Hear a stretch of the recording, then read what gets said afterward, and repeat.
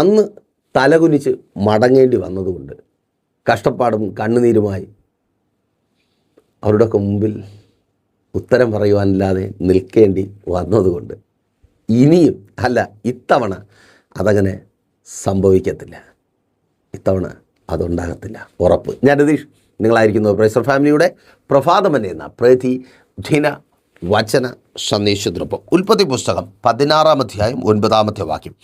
അവിടെ വിധത്തിൽ രേഖപ്പെടുത്തപ്പെട്ടിരിക്കുന്നു, യഹോവയുടെ ദൂതൻ അവളോട്, നിന്റെ യജമാനത്തിയുടെ അടുക്കൽ മടങ്ങിച്ചെന്ന് അവൾക്ക് കീഴടങ്ങിയിരിക്കുക എന്ന് കൽപ്പിച്ചു. അവൾക്ക് കീഴടങ്ങിയിരിക്കുക എന്ന് കൽപ്പിച്ചു. ഒരുവൾ പ്രാണൻ കയ്യിൽ പിടിച്ചു ഓടുകയാണ്.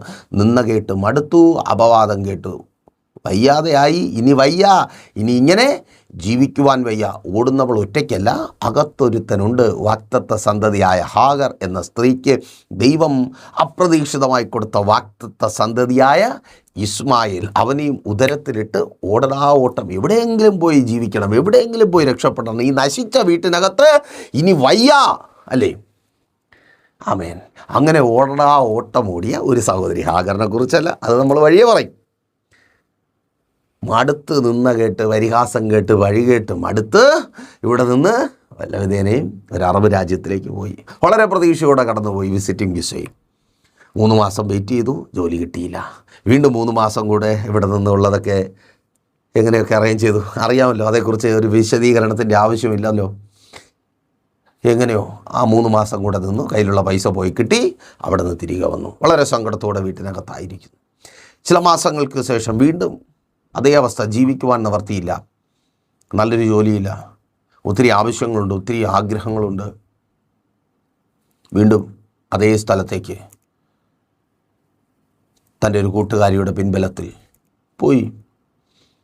ഒരു ഉറപ്പുണ്ടായിരുന്നു, ഇപ്രാവശ്യം ഞാൻ രക്ഷപ്പെടും. ഇപ്രാവശ്യം പോയി. പക്ഷേ ആ പ്രാവശ്യവും പരാജയപ്പെട്ടു, മടങ്ങി വന്നു. പിന്നെ കഷ്ടതയെക്കുറിച്ച് പറയണ്ട, അപമാനത്തെക്കുറിച്ച് പറയണ്ട, നിന്ദയെക്കുറിച്ച് പറയണ്ട. അതെ, നിനക്കത് സുപരിചിതമാണ്. അത്രമാത്രം നീ തകർന്നിരിക്കുന്നു. കടം വാങ്ങിയവരോട് മറുപടി പറയുവാൻ കഴിയുന്നില്ല.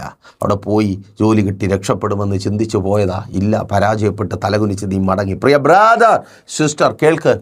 ഇനിയും ഈ അവസ്ഥ തുടരുവാൻ എൻ്റെ ദൈവം അനുവദിക്കത്തില്ല. പരാജയപ്പെട്ട് തലകുനിഞ്ഞായിരിക്കുന്ന ഈ അവസ്ഥയ്ക്ക് എൻ്റെ ദൈവം അറുതി വരുത്തുവാൻ പോകുന്നു. അങ്ങനെ ഒരു ദിവസം, ഒരു പ്രഭാതത്തിൽ, നമ്മുടെ പ്രഭാതം എന്ന മെസ്സേജ് ആ സഹോദരി കേട്ടു. അല്ലെങ്കിൽ ദൈവത്തിൻ്റെ പരിശുദ്ധാത്മാവ് ആ സഹോദരിയോട് സംസാരിച്ചു, ഫോൺ വിളിച്ചു, പ്രാർത്ഥിക്കുവാൻ പറഞ്ഞു. പാസ്റ്റർ, ഇനി എന്ത് ചെയ്യണമെന്നറിയത്തില്ല, എങ്ങോട്ട് പോകണമെന്നറിയത്തില്ല, വല്ലാത്തൊരവസ്ഥയിലാണ്. ആ സഹോദരിക്കൊപ്പം ചേർന്ന് പ്രാർത്ഥിക്കുവാനായി തുടങ്ങി.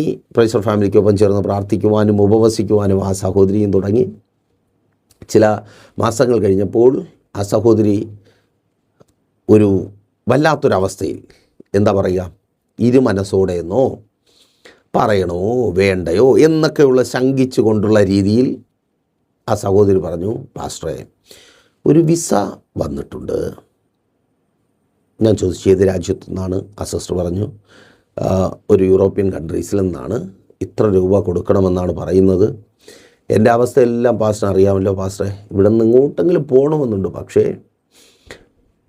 പോകണമെന്ന് ആഗ്രഹിക്കാൻ മാത്രമേ പറ്റത്തുള്ളൂ. 2 തവണ ഞാൻ പരാജയപ്പെട്ടു. അതുകൊണ്ട് അതിനൊരു ഇതില്ല. പക്ഷേ എങ്കിലും ഉള്ളിൽ എവിടെയെങ്കിലും പോയി രക്ഷപ്പെടണമെന്ന് ആഗ്രഹം ഉള്ളതുകൊണ്ട് ഇങ്ങനെ ബൈ ചാൻസിൽ പറഞ്ഞു പോയത്, അല്ലെങ്കിൽ ഇരുമനസ്സോടെ സഹോദരി പറഞ്ഞത്. അപ്പോൾ ഞാൻ ആ സഹോദരിയോട് പറഞ്ഞു, സിസ്റ്ററെ, നമ്മൾ പ്രാർത്ഥിക്കുമ്പോഴൊക്കെ സിസ്റ്റർ കേൾക്കുന്നതല്ലേ? അത് കേൾക്കുന്നതാണ്. എന്താണ് പ്രാർത്ഥിക്കുന്നത്? അതെ പാസ്റ്റർ, എനിക്ക് വേണ്ടി പ്രാർത്ഥിക്കുന്നു, എനിക്ക് സമാധാനം കിട്ടുവാൻ വേണ്ടി, എനിക്ക് മുമ്പിൽ വഴികൾ തുറന്നു വരാൻ വേണ്ടി. ഞാൻ വീണ്ടും ചോദിച്ചു, എന്താ സിസ്റ്ററെ? എനിക്ക് മുമ്പിൽ വഴികൾ തുറന്നു തരുവാൻ വേണ്ടി. അപ്പോൾ നമ്മൾ പ്രാർത്ഥിക്കുമ്പോൾ ദൈവം വഴി തുറന്നു തരത്തില്ലേ? തുറന്നു തരുമോ എന്നൊക്കെയുള്ള ഒരു മനസ്സോടെ ആ സഹോദരൻ മറുപടി പറയുവാൻ തുടങ്ങി.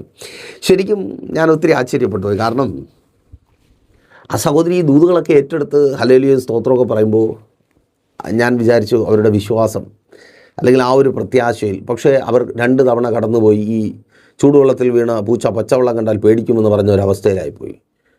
അവർക്ക് ആഗ്രഹമൊക്കെ ഉണ്ട്, പക്ഷേ പോകുന്ന കാര്യത്തിലൊന്നും അവർക്ക് വലിയ ഇതൊന്നുമില്ല. പിന്നെ നമ്മൾ ആലോചന പറയുന്നതല്ലേ എന്ന് പറഞ്ഞ് ഏറ്റെടുക്കും, പ്രാർത്ഥിക്കും, അത്രമാത്രമേ ഉള്ളൂ.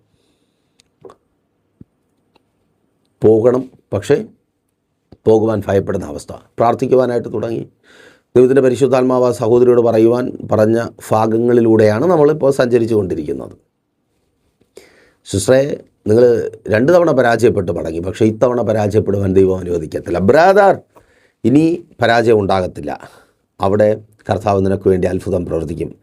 മോളെ, ഇനിയും ആ വീട്ടിനകത്ത് ഇറക്കി വിടപ്പെട്ടവളായി തിരികെ വരുവാൻ എൻ്റെ ദൈവം അനുവദിക്കത്തില്ല. അവിടെ നിൻ്റെ ഭർത്താവിൻ്റെ ഭാര്യയായി നീ അവിടെ പാർക്കും. വിശ്വാസത്തോടെ പ്രാർത്ഥിച്ച് കടന്നു ചെല്ല്, കർത്താവ് അതങ്ങനെ ചെയ്യും. യെസ്, നിൻ്റെ മക്കൾ അവിടെ തുടരും. അവരുടെ പഠനത്തിന് പൂർത്തീകരണം ഉണ്ടാകും. ഇനി പകുതി വഴിയിൽ ആ പഠനം അവസാനിച്ചു പോകുവാൻ അനുവദിക്കത്തില്ല. ഒരു മടങ്ങി വരവോ, പരാജയപ്പെട്ട് ഒരു മടങ്ങി വരവ് ഉണ്ടാകത്തില്ല. ഇനിയും കടപൂട്ടുവാൻ കർത്താവ് അനുവദിക്കത്തില്ല. ഇതുവരെ കടപൂട്ടി പരാജയം, യെസ്, ആ പരാജയത്തെ എൻ്റെ ദൈവം ജയമാക്കി തീർക്കുവാൻ പോകുന്നു. പലരും ദൂത് ഏറ്റെടുക്കുന്നുണ്ട്. പക്ഷേ പാസ്റ്റർ, 2 തവണ ഞാൻ ചൂടുവെള്ളത്തിൽ വീണു, 3 തവണ ഞാൻ ചൂടുവെള്ളത്തിൽ വീണു, പലതവണ പരീക്ഷ എഴുതി, പക്ഷേ ഇതുവരെ നെഗറ്റീവാണ് റിസൾട്ട്. സാഹചര്യം മുഴുവൻ എതിരാണ്. പക്ഷേ ഇത്തവണ നീ വിജയിക്കും. വിശ്വാസത്തോടെ പ്രാർത്ഥിക്കും. പ്രാർത്ഥിച്ച് ഉപവസിച്ച് പരീക്ഷ എഴുത്. കർത്താവ് നിനക്ക് ജയം തരും. ആമേൻ. കർത്താവ് നിനക്ക് ജയം തരും. ആമേൻ. സ്തോത്രം. ഇത് ജയത്തിൻ്റെ തവണയാണ്. ആമേൻ. ആ സഹോദരി പ്രാർത്ഥിച്ചു, പ്രാർത്ഥനയോടെ കടന്നുപോയി. ആ 2 തവണത്തെ നഷ്ടവും ആ 2 തവണ തിരികെ വന്നത് മുഖാന്തരം അനുഭവിക്കേണ്ടി വന്ന മാനസിക സംഘർഷങ്ങളും സാമ്പത്തിക ബാധ്യതയും എല്ലാം തീരും വിധത്തിൽ കർത്താവ് ആ സഹോദരിക്ക് വേണ്ടി പ്രവർത്തിച്ചു. പ്രിയ ബ്രദർ, സിസ്റ്റർ, കഴിഞ്ഞ നാളുകളിലെ പരാജയത്തോടെയുള്ള മടക്കത്തിന് ദൈവം പ്രതിഫലം തരും. എൻ്റെ ദൈവം അത്ഭുതം പ്രവർത്തിക്കും. ആ കഷ്ടതയിലേക്ക്, അവിടെ ആ കഷ്ടതയ്ക്ക് കീഴടങ്ങിയിരിക്കുവാൻ, കീഴ്പ്പെട്ടിരിക്കുവാൻ ദൈവത്തിൻ്റെ ദൂതൻ ഹാഗറിനെ പറഞ്ഞയക്കുകയാണ്. സ്തോത്രം. അതിനർത്ഥം എന്നും കൊന്നും അവിടെ നോക്കൂ, ഉൽപ്പത്തി പുസ്തകം 21-ാം അധ്യായം അതിൻ്റെ 19-20 വാക്യങ്ങൾ വായിക്കുമ്പോൾ അവിടെ വിധത്തിൽ രേഖപ്പെടുത്തപ്പെട്ടിരിക്കുന്നത് നിങ്ങൾക്ക് കാണുവാനായിട്ട് കഴിയും. ദൈവം അവളുടെ കണ്ണു തുറന്നു, അവളൊരു നീരുറവ് കണ്ടു, ചെന്നു തുരുത്തിയിൽ വെള്ളം നിറച്ചു ബാലനെ കുടിപ്പിച്ചു. ദൈവം ബാലനോടുകൂടെ ഉണ്ടായിരുന്നു. അവൻ മരുഭൂമിയിൽ പാർത്തു. മുതിർന്നപ്പോൾ ഒരു വില്ലാളിയായി തീർന്നു. മുതിർന്നപ്പോൾ എന്ന് പറഞ്ഞാൽ ഒരു മടങ്ങി വരവ് ദൈവം ഒരുക്കി. യെസ്, ഏത് മരുഭൂമിയിൽ നിന്നാണോ ദൈവത്തിൻ്റെ ദൂതൻ അവളെ പറഞ്ഞു വിട്ട് അതേ മരുഭൂമിയിലേക്ക് പിന്നെയും ഹാഗർ വരികയാണ്. അപ്പോൾ അതൊരു സേഫായിട്ടുള്ളൊരു എൻട്രി അല്ലായിരുന്നു. ഒരു വലിയ പ്രതിസന്ധിയെ തുടർന്ന് തന്നെയാണ് ഹാഗർ വന്നത്. ആമേൻ. ചിലർക്ക് പിടിച്ചു നിൽക്കുവാൻ കഴിയാത്ത സാഹചര്യം എന്തുകൊണ്ടെന്ന് ചോദിച്ചാൽ ഞാൻ പറയും, അതെ, നിൻ്റെ തിരികെ പോക്ക് ദൈവം ആഗ്രഹിക്കുന്നുണ്ട്. നീ പ്രാപിച്ചവനായി മടങ്ങണം. യെസ്, അത് മരുഭൂമി ലോകത്തിനാണ്, നിനക്കല്ല, ഹാഗറിനല്ല മരുഭൂമി. കാരണം ഹാഗറിനായി ദൈവം അവിടെ ഉറവ തുറന്നു വെച്ചിട്ടുണ്ട്. പ്രിയ ബ്രദർ, സിസ്റ്റർ, നിൻ്റെ തലമുറകൾക്കല്ല, നിൻ്റെ പ്രിയപ്പെട്ടവർക്കല്ല അത് മരുഭൂമി, അത് ലോകത്തിനാണ്. നിനക്കത് ഉറവയുള്ള താഴ്വരയാണ്. ദൂതേറ്റെടുത്ത് ഉപവസിച്ച് പ്രാർത്ഥിച്ച് പ്രാപിക്ക്. എവിടെ നിന്നാണോ നീ പരാജയപ്പെട്ട് മടങ്ങിയത് ആ രാജ്യത്തേക്ക് ദൈവം നിന്നെ മടക്കി കൊണ്ടു ചെല്ലും. അവിടെ നിൻ്റെ തല നിവർത്തിക്കും. ആ സ്ഥലത്തേക്ക്, ആ പട്ടണത്തിലേക്ക്, യെസ്, ആ തൊഴിലിലേക്ക്, ആ സന്തോഷത്തിലേക്ക്, ആ അനുഗ്രഹത്തിലേക്ക്, ആ ശുശ്രൂഷയിലേക്ക്, ആ ബിസിനസ്സിലേക്ക്, എന്താണോ, എവിടെയാണോ നീ പരാജയപ്പെട്ടത്, എവിടെയാണോ നീ കഷ്ടതയ്ക്ക് കീഴ്പ്പെട്ടിരിക്കുവാൻ വിധിക്കപ്പെട്ടവനായി മാറിയത്. ആമേൻ. ചില വാക്കുകൾ ദീർഘനാളുകളായി കഷ്ടതയിൽ കീഴ്പ്പെട്ടിരിക്കുവാൻ നിങ്ങളെ വിധിച്ചു. ആ വിധിയിൽ നിന്ന് ദൈവം നിങ്ങളെ പുറത്തു കൊണ്ടുവരുവാൻ പോകുന്നു. ആ വിധി മാറുവാൻ തക്കവണ്ണം നിങ്ങൾ ഇന്നായിരിക്കുന്ന ഓടിവരപ്പെട്ട മരുഭൂമിയിൽ ദൈവം ഉറവ തുറക്കുക. അതെ, ആ മരുഭൂമി ഇനി ലോകത്തിനാണ് മരുഭൂമി, നിങ്ങൾക്കല്ല. റെഡിയാണോ പ്രാർത്ഥനയുടെ ഉപവാസത്തോടെ? അങ്ങനെ ഇപ്രാവശ്യം പരാജയപ്പെട്ടു പോകാതെ പ്രാപിക്കേണ്ടത് പ്രാപിക്കുവാൻ, അവിടെ മാനിക്കപ്പെടുവാൻ നിങ്ങൾ ആഗ്രഹിക്കുന്നുണ്ടെങ്കിൽ ഒരു ഉപവാസ പ്രാർത്ഥന ക്രമീകരിക്കുക. നിങ്ങൾ ലോകത്തിൻ്റെ ഏത് ഭാഗത്താണെങ്കിലും അതിനുള്ള അവസരമുണ്ട്. കോൺടാക്ട് ചെയ്താൽ മതി, ഞാൻ കൂടുതൽ വിവരങ്ങൾ അറിയിക്കാം. പ്രാർത്ഥന വിഷയങ്ങൾ അറിയിക്കുന്ന കാര്യം മറക്കണ്ട. എല്ലാ ദിവസങ്ങളിലും പ്രൈസർ ഫാമിലിക്കൊപ്പം ചേർന്ന് വചനം ധ്യാനിക്കുവാനും പ്രാർത്ഥിക്കുവാനുള്ള അവസരമുണ്ട്. പ്രൈസർ ഫാമിലി ഗ്ലോബൽ എന്ന നമ്മുടെ യൂട്യൂബ് ചാനലിലൂടെയും ഫേസ്ബുക്ക് പേജിലൂടെയും. വെള്ളിയാഴ്ചയും ഞായറാഴ്ചയും സഭയുടെ മീറ്റിങ്ങുകളുണ്ട്. വെള്ളിയാഴ്ച രാവിലെ 11:30 മണി മുതൽ ഉപവാസവും ഓൺലൈൻ മധ്യസ്ഥ പ്രാർത്ഥനയും ലൈവായി ഞങ്ങൾ നിങ്ങൾക്ക് വേണ്ടി പ്രാർത്ഥിക്കും. ജോയിൻ ചെയ്യുക, പ്രാർത്ഥനാ വിഷയങ്ങൾ കമൻറ്റ് ചെയ്യുക. ഞായറാഴ്ച രാവിലെ 10 മണി മുതൽ വിശുദ്ധ സഭാരാധന തിരുവനന്തപുരം ജില്ലയിൽ വെള്ളയാണി കാർഷിക കോളേജിന് സമീപം Kakkamoola Chamavila praise church family worship സെൻറ്ററിൽ വെച്ച് അനുഗ്രഹീതമായൊരു ആരാധന അനുഭവം നിങ്ങൾക്ക് ലഭിക്കും. കടന്നു വന്ന് നോക്ക്, വളരെ ബ്ലെസ്സിങ് ആയിരിക്കും. കണ്ണടച്ചോ. വിശ്വസ്ത കർത്താവേ, നല്ല ദൈവമേ, അനുഗ്രഹീതമായിരിക്കുന്ന നല്ല സമയത്തിനായി അടിയനങ്ങയെ സ്തുതിക്കുന്നു. ഈ പ്രിയപ്പെട്ടവരെ അങ്ങയുടെ കരങ്ങളിൽ ഏൽപ്പിക്കുന്നു. പലതവണ പരാജയപ്പെട്ട് ഇനിയും എൻ്റെ ജീവിതത്തിൽ നല്ലതൊന്നും നടക്കത്തില്ല, എൻ്റെ കാൽവെപ്പുകൾ മുഴുവൻ പരാജയമായിത്തീരും, നല്ലത് കാണുവാൻ എനിക്ക് കഴിയത്തില്ല എന്ന് സ്വയം പഴിച്ചും പരിതപിച്ചും കരഞ്ഞുമായിരിക്കുന്ന ഇവർക്ക് വേണ്ടി സ്വർഗ്ഗം അത്ഭുതം പ്രവർത്തിക്കണമേ. അടുത്തടുത്ത കാൽവെപ്പുകൾ ഫലപ്രാപ്തിയുള്ളതായി തീരട്ടെ. അടുത്തെഴുതുന്ന എക്സാമുകൾ റിസൾട്ട് ഉണ്ടാകട്ടെ. അടുത്ത് അറ്റൻഡ് ചെയ്യുന്ന ഇൻ്റർവ്യൂകൾ ജോലിക്ക് കാരണമായി മാറട്ടെ. നല്ല ജോലിക്കായി കാത്തിരിക്കുന്നവർക്ക് നല്ല ജോലികളെ നൽകി മാനിക്കണമേ. സ്ഥിര വരുമാനമുള്ള അനുഗ്രഹിക്കപ്പെട്ട തൊഴിൽ സാഹചര്യങ്ങളെ അനുകൂലവും അനുഗ്രഹമാക്കി സ്വർഗ്ഗം അങ്ങ് തീർക്കണമേ. എല്ലാ തടസ്സങ്ങളും പ്രതികൂലങ്ങളും ഇവരിൽ നിന്ന് മാറിപ്പോകട്ടെ. അങ്ങയുടെ നാമത്തിൽ ഇവർ അനുഗ്രഹിക്കപ്പെടട്ടെ.